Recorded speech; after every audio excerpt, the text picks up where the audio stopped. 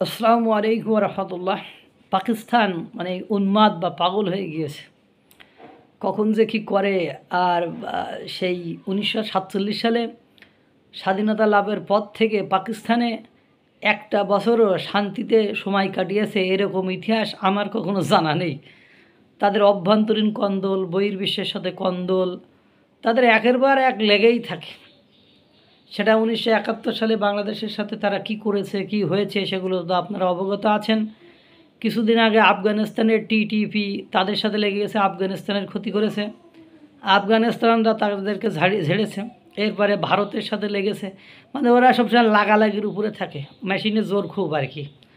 যাই হোক, যে কথা বলছিলাম, ভারতের বাদ মিসাইল মেরে মানে গুড়িয়ে দেবে পাকিস্তান।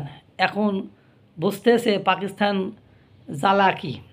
মানে ভারত গেল মে মাসে পাকিস্তানে হামলা চালায়।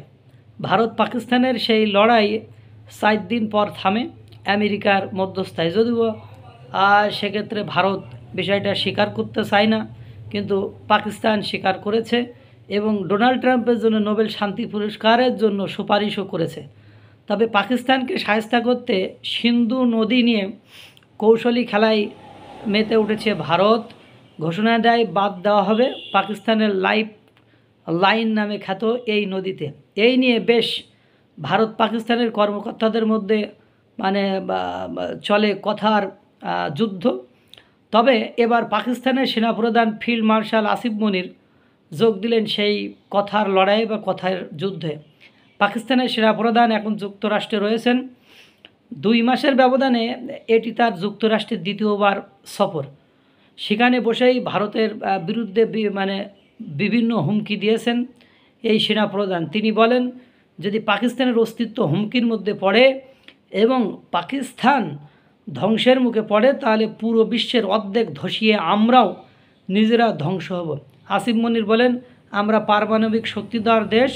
যদি আমরা মনে করি আমরা ধ্বংস হচ্ছি, তাহলে বিশ্বের অর্ধেককে ধসিয়ে নিয়ে যাব। তিনি আরও বলেন, সিন্ধু নদীতে ভারত বাঁধ নির্মাণ করার অপেক্ষায় থাকলাম। যখনই বাঁধটি বসানো হবে, শেষ হবে, তখনই মিসাইল মেরে এটি ধসিয়ে দেবো। কারণ সিন্ধুর পানি যদি বন্ধ হয়ে যায়, তা পাকিস্তান মরুভূমি হয়ে যাবে, পাকিস্তানের আর কোনো কিছু করার থাকবে না। আবার সিন্ধুর পানি যদি অসময়ে ছেড়ে দেওয়া হয়, তা পাকিস্তান বন্যায় ধ্বংস হয়ে যাবে। অর্থাৎ তাদের অস্তিত্ব সংকটে, সিন্ধু নদীর উপর তাদের অস্তিত্ব অনেকটা নির্ভর করে। এই জন্যই তারা এই কথা বলেছে।